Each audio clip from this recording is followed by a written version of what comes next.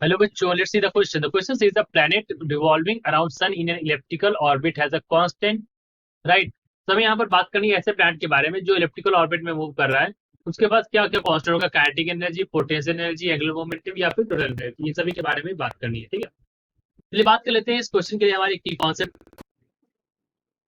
देखिए यहाँ पर की कॉन्सेप्ट क्या होगा, द की कॉन्सेप्ट इज, कुछ चीजें इंपॉर्टेंट है। एक तो यहाँ पर आप जब भी प्लैनेट चलेगा तो यहाँ पर कंजर्वेशन ऑफ एनर्जी, एक कॉन्सेप्ट अप्लाई होता है, दैट इज कंजर्वेशन ऑफ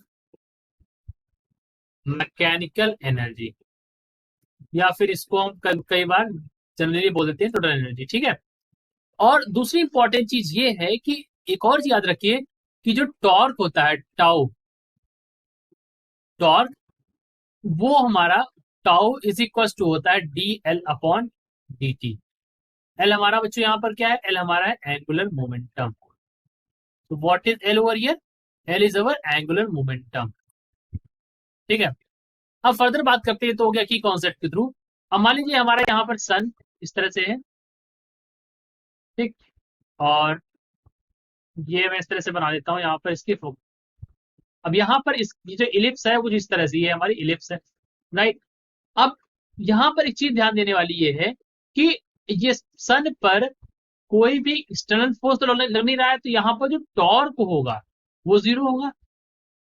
और टॉर्क होता क्या है, टॉर्क होता है डीएल बाई डी टी, यानी कि अगर टी जीरो हो गया तो हमारा यहाँ पे एल जो कि एंगुलर मोमेंटम है, एल हमारा क्या हो गया, एल हमारा यहाँ से कांस्टेंट निकल आया। एल कांस्टेंट होने का मतलब ये है बच्चों कि अगर मैं एल देखूं तो एल होता है एम वी आर। सो देखिए, हाँ, ये पॉइंट जो बच्चों होता है, ये दूरी, ये ज्यादा दूरी है, इसको मैं बोलता हूं एपोजी। ये कम दूरी है, इसको मैं बोलूंगा पेरिजी। ठीक, तो अगर मैं एल ए देखूं तो जो अगला मोमेंटम होगा वो होगा हमारा M A M we A R A is equal to M V B V P R P. यानी कि पेरिजी पर एंगुलर मोमेंटम क्योंकि कांस्टेंट है दोनों जगह पर, तो दोनों को बराबर कर दिया तो एम तो एम सेम था, एम कट गया।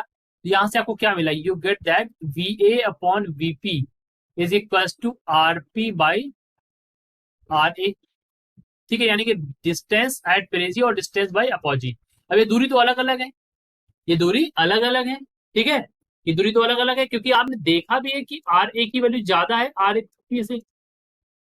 तो बच्चों ये मैंने इसलिए बताया आपको कि अगर मुझे बात करनी हो फर्दर, मुझे अगर मैं अपने ऑप्शन में देखूं तो यहाँ पर एनर्जी की बात आई है, तो अगर मैं यहाँ पर टोटल एनर्जी के बारे में बात करूं तो total energy is equal to kinetic energy plus potential energy. तो टोटल एनर्जी तो कंजर्व रहती है बच्चों, यहाँ पर इट इज कंजर्व, ये हमारी क्या रहती है, दिस इज कंजर्व। लेकिन काइनेटिक एनर्जी और पोटेंशियल एनर्जी कंजर्व होती है, कौन सी कंजर्व नहीं होती, इसके बारे में बात करें। जो काइनेटिक एनर्जी होती है वो क्या होती है, this kinetic energy is equal to half m v square. तो अगर हम देखें तो ये हो जाएगी half m we a square एक जगह पर, और एक जगह पर हो जाएगी half m v p square. अब वी ए बाई वीपी का रेशियो देखें तो दोनों तो अलग अलग है, तो ये दोनों इक्वल तो है नहीं, इस वजह से ये कंजर्व भी नहीं होगी। तो काइनेटिक एनर्जी हमारी कंजर्व नहीं होती। Similar the case of potential energy, अगर मैं पोटेंशियल एनर्जी की केस के लिए बात करूं तो पोटेंशियल एनर्जी की वैल्यू होती है minus g m m by r. अब एक बार आर ए हो जाएगी और एक बार हो जाएगी minus g m m by r p. तो एपोजी पेरिजी पर वैल्यूज अलग अलग है, ये भी हमारी इक्वल नहीं होगी और ये भी कांस्टेंट नहीं होगी। तो क्या क्या सेम रहेगा बच्चों, तो सबसे पहली बात काइनेटिक एनर्जी नहीं रहेगा, पोटेंशियल एनर्जी नहीं रहेगा, एंगुलर मोमेंटम रहेगा और टोटल एनर्जी कांस्टेंट रहेगी। तो जो हमारा करेक्ट ऑप्शन हो गया, ऑप्शन नंबर बी करेक्ट हो गया, ऑप्शन नंबर डी यहाँ पर करेक्ट हो गया, दोनों ऑप्शन यहाँ पर करेक्ट है। So I hope you understood it well, best of luck.